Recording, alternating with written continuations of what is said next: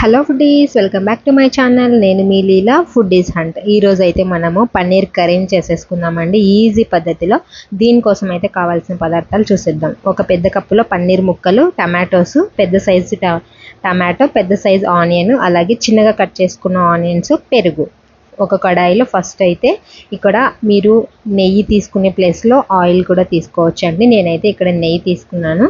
నెయ్యి తీసుకొని మనము జీడిపప్పునైతే దోరగా వేయించుకోవాలి. పచ్చివాసన పోయేదాకా వేయించుకొని పక్కన పెట్టేసుకుంటే సరిపోతుంది. మీరు ఈ ప్లేస్లో నూనె అయినా వాడుకోవచ్చు, కానీ నెయ్యి ఫ్లేవర్ అయితే ఇంకా చాలా బాగుంటుందండి. తప్పకుండా ట్రై చేయండి.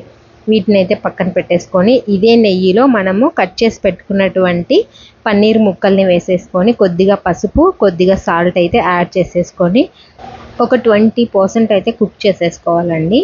ఇది 20% చేసుకుంటే మనకి సరిపోతుంది. దీంట్లోకి ఫైనల్గా కొద్దిగా కారం వేసుకొని మనకి ఆ పన్నీర్కి అంతా పట్టడానికి కారం వేసేసుకొని ఈ పన్నీర్ ముక్కల్ని కూడా మనము పక్కనకైతే తీసి పెట్టేసుకోవాలండి. ఇది చాలా ఈజీ రెసిపీ.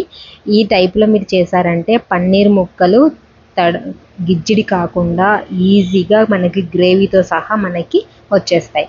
ఇదే కడాయిలో కొద్దిగా ఆయిల్ తీసుకొని కొద్దిగా జీలకర్ర, ఆవాలు వేసి కరివేపాకు వేసుకొని ఎండుమిర్చి వేసుకున్న తర్వాత సన్నగా కట్ చేసుకున్నటువంటి ఆనియన్ అయితే వేసేసుకోవాలండి. ఇది అంతా చిన్న మంట మీద చేసుకున్నారంటే మీకు మంచి ఫ్లేవర్తో పాటు టేస్ట్ కూడా చాలా బాగా వస్తుందండి. ఈ ఆనియన్స్లోకి మనము కొద్దిగా సాల్ట్, కొద్దిగా పసుపు వేసేసుకొని మనం పెద్దగా కట్ చేసి పెట్టుకున్నటువంటి టమాటోస్, ఆనియన్స్, పచ్చిమిర్చి వీటిని గ్రైండ్ చేసేసుకొని ఆ పేస్ట్ని యాడ్ చేసేసుకోవాలి.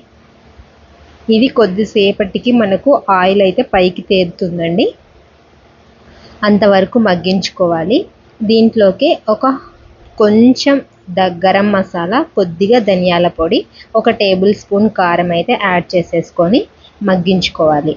ఇది ఈజీ ప్రాసెస్ అండి. మనకు గ్రేవీతో సహా చాలా చాలా టేస్ట్గా ఉంటుంది.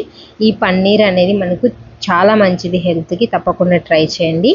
కొద్దిగా అల్లం వెల్లుల్లి పేస్ట్ అయితే యాడ్ చేసేసుకోండి. నేను ఇక్కడ కరివేపాకు, కొద్దిగా కొత్తిమీర, అలాగే అల్లము వెల్లుల్లి అన్నీ మిక్స్ చేసి పట్టుకున్న పేస్ట్ అయితే వేసాను. 1 గ్లాస్ వాటర్ యాడ్ చేసుకొని ఈ గ్లాస్ వాటర్ దగ్గరికి పడి ఇలా బబుల్స్ వచ్చి ఆయిల్ తేలే వరకు అయితే మగ్గించుకుంటే సరిపోతుంది. దీంట్లోకి మనము పక్కన పెట్టుకున్నటువంటి పన్నీర్ ముక్కలను అయితే వేసేసుకొని కొద్దిసేపు ఆ ఫ్లేవర్ అంతా పట్టుకునే వరకు చిన్న మంట మీద మూత పెట్టేసి మగ్గించుకున్నామంటే మనకు రెడీ అయిపోతుందండి. ఒక 2 మినిట్స్ దించుకునే ముందర మనము తీసి పెట్టుకున్నటువంటి పెరుగును యాడ్ చేసేసుకుంటే మనకు పన్నీర్ కర్రీ అనేది రెడీ అయిపోతుంది. చాలా ఈజీగా చేసేసుకోవచ్చండి. హోటల్లో మనకు ఏ విధంగా అయితే ఉంటుందో అదే విధంగా ఉంటుంది. ఫైనల్గా జీడిపప్పునైతే వేసేసుకొని మనము దించేసుకుంటే కర్రీ అయితే రెడీ అయిపోతుందండి.